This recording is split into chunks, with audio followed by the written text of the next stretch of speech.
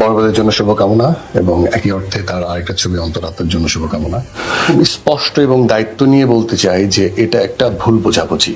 হ্যাঁ, And coming back to working with Shakib Khan, okay, এটা বলার ইয়ে রাখে না that he's a mega star, he's a superstar of Bangladesh এবং আমি এর থ্রুলি বলতে চাই Shakib, thank you so much for being there and we had a lot of fun on set. আমরা খুব মজা করেছি। Right now, I think that, I'm sure she's going to be supremely talented because she has it in her genes.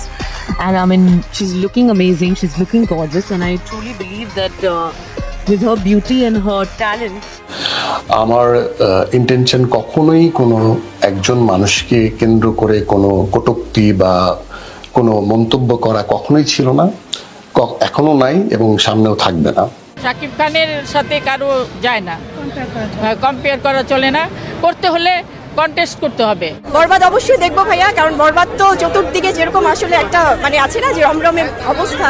Shakib Khan বিয়ের সাথে করা নিয়ে তেমন হচ্ছে ও 2 বাচ্চার বাপ, আমি 2 বাচ্চার মা, ডাজন্ট ম্যাটার। যে বয়স বাড়তেছে আর অ্যাট্রাক্টিভনেস বাড়তেছে, আফরান নিশো আসুক আর হোয়াট এভার আসুক, মানে শাহরুখ খান যেমন আমাদের সাকিব খান তেমন। তো নাম্বার 1 সাকিব খানই আমার কাছে বেস্ট মনে হয়। বাংলাদেশের মধ্যে রাইট নাও সাকিব খানের মুভি দেখতে আসছি, ওকেই ভালো লাগে। He is superstar.